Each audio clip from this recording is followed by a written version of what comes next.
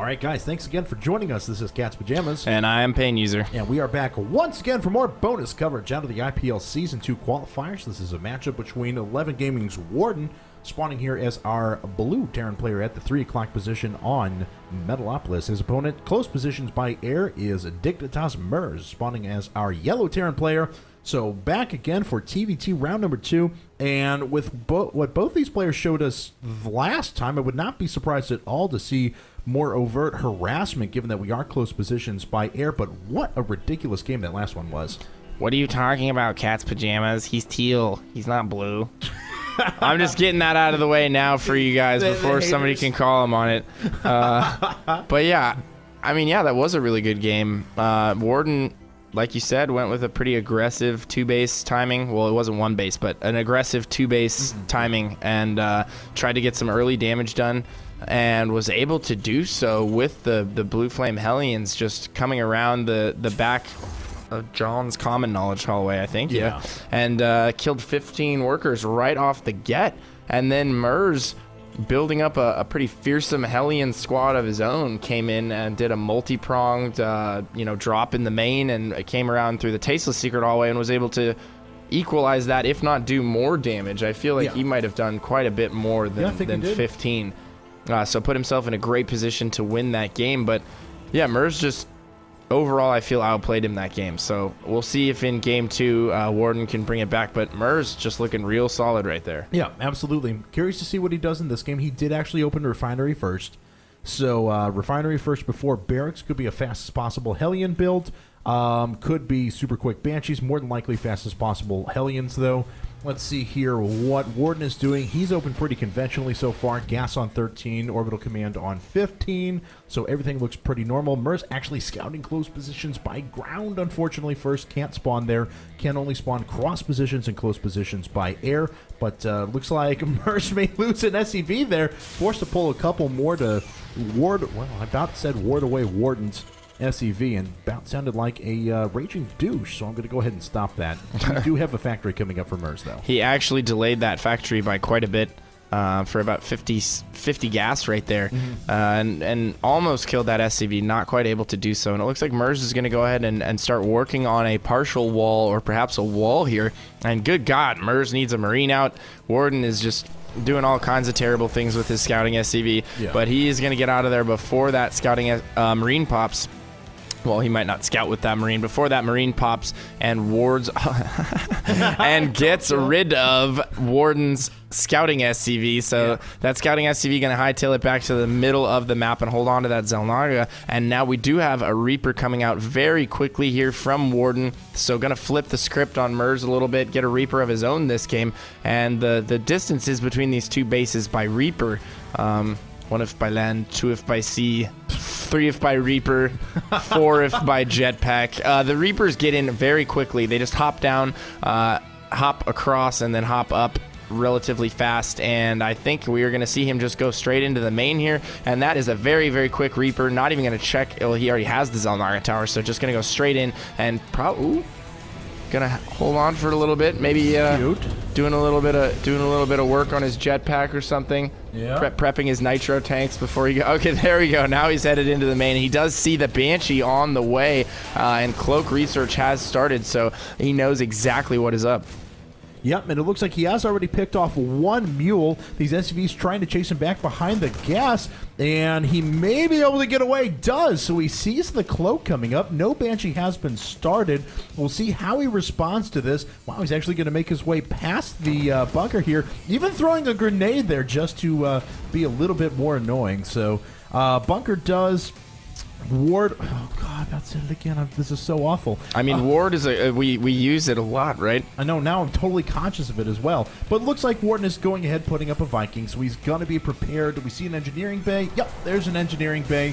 So by the time Cloak finishes, he should have missile turrets detection in place. I'm just gonna start throwing all kinds of random shit in there.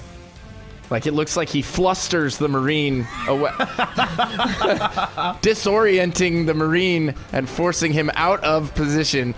Oh, and we do have a Viking that might intercept this Banshee here, and it looks like he's going to. Cloak is not finished yet. He's going to be able to do quite a bit of damage to this Banshee, and that just absolutely sucks for Merz. He's going to have to burn his Cloak much earlier than he would like, or he might even lose this Banshee before Cloak finishes. Oh my goodness, and that sucks. Cloak finishing right as that Banshee explodes, and this is actually putting Warden in a pretty powerful position here, because if you think of all the money and time invested in those two Banshees and Cloak, come on.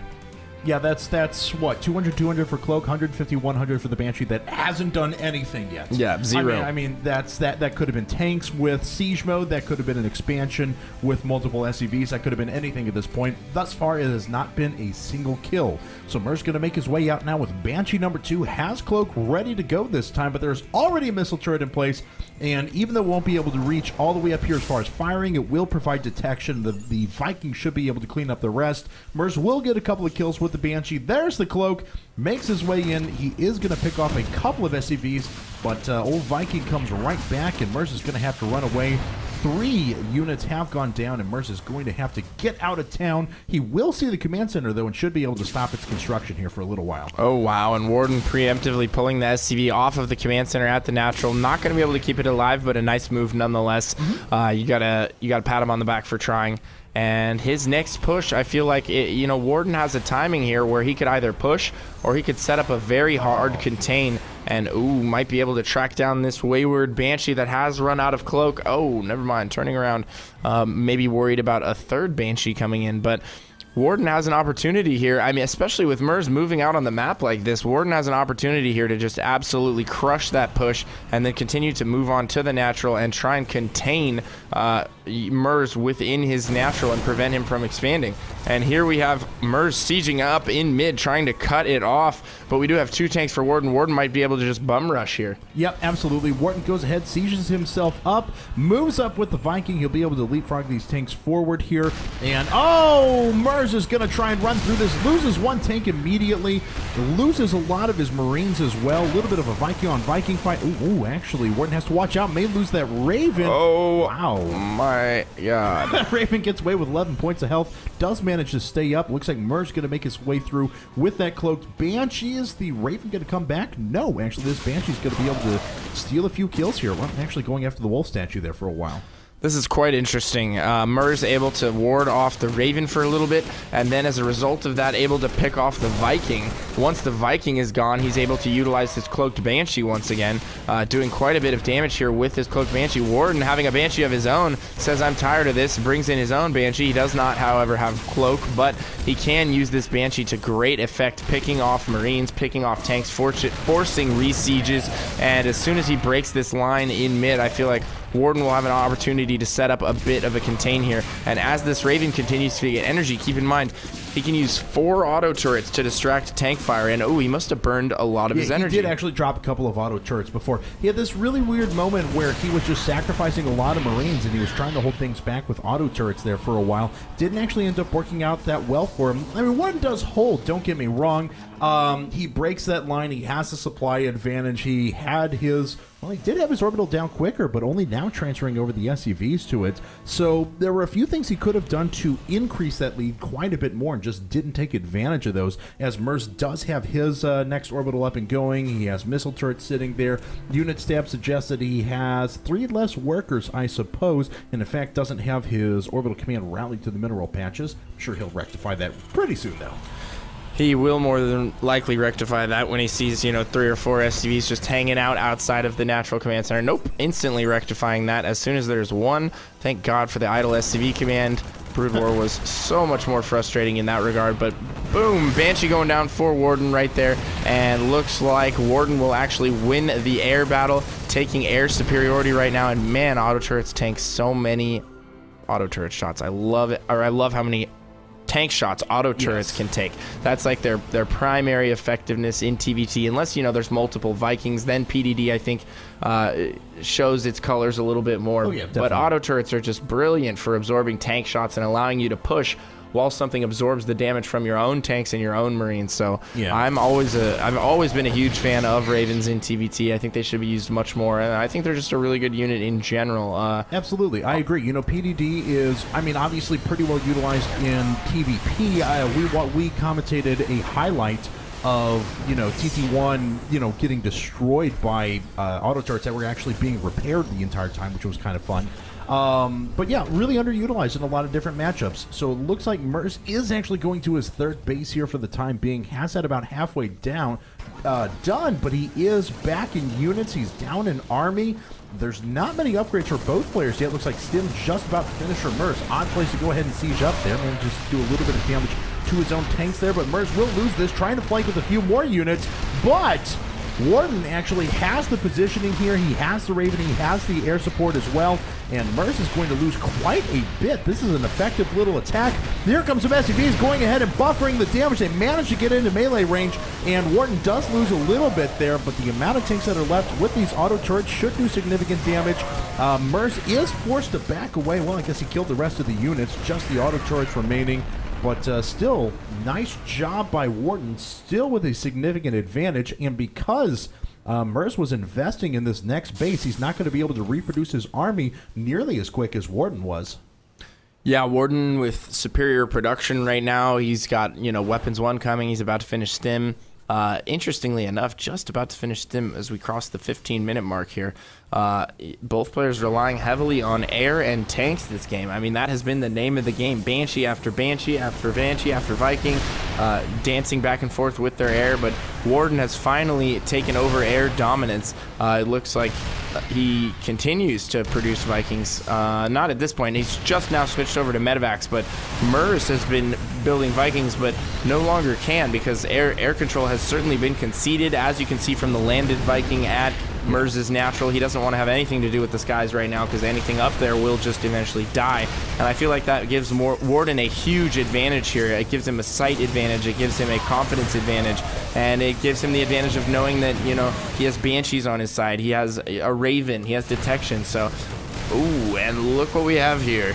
Yeah, and Merz is actually going to take out all those Vikings, thus neutralizing the air advantage there, and manages to break the siege line. But because of Warden's better production, he does have another attack ready to go. Ooh, tries to elevator some units into the main, doesn't manage to drop the tank up there. He's going to need to pick those back up there in just a second.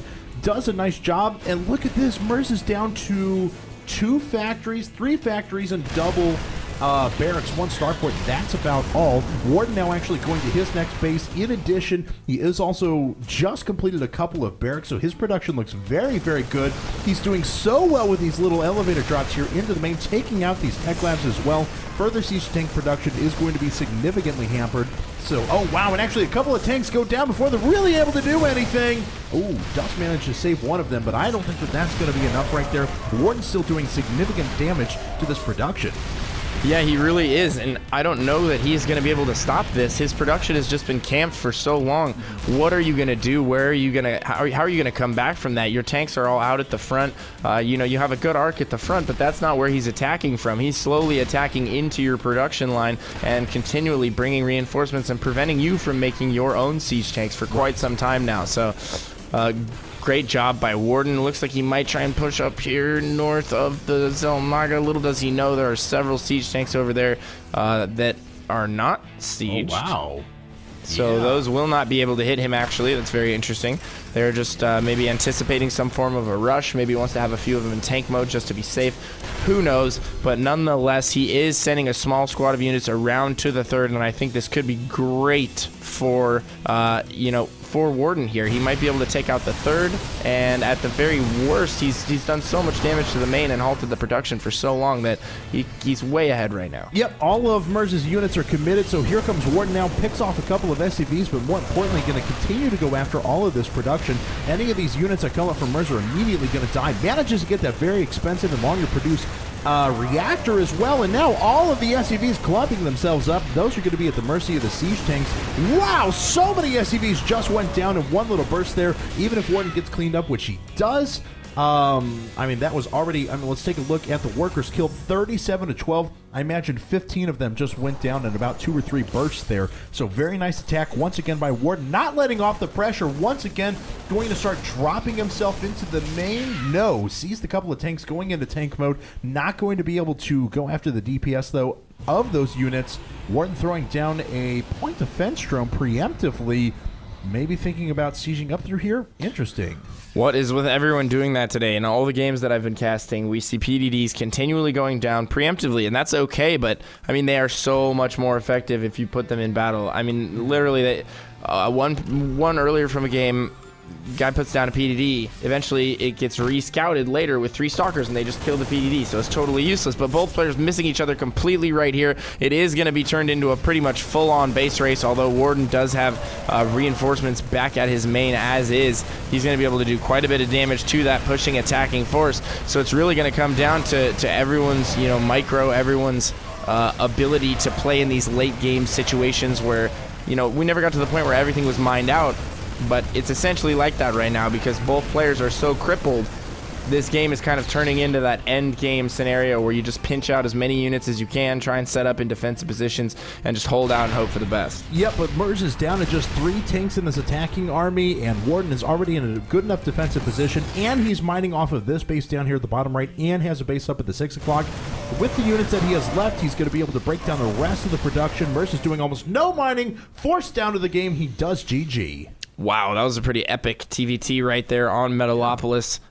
You know, Merz just, once again, could not stop that elevator, was camped out for so long there. His production just not doing anything. Forced out of production mode and into deal with your annoying push mode. And that's why it's so good. It requires so much more time and effort than is required to put into a strategy like that for them to deal with it. For them to deal with it, they need to have a good arc set up. They need 2 different groups of units. They probably have to flank you. For you to do it, you just keep elevatoring units back and forth with your medevac and setting up a defensive position. And it's not like, you know, Merz's production was already so bad that he was committing all of his forces there to the natural and the main just to hold off that elevator drop. And Warden was just sending these little task forces, 1 or 2 tanks, maybe a medevac, a few Marines, swinging those around the left, just doing economic damage, hampering the production over and over again. And very nice job from Warden there. So ties it up 1-1. We're going to head into the Rubber Match game number 3 in just a second. So don't go anywhere, guys. We'll be back in just a second. Stay tuned.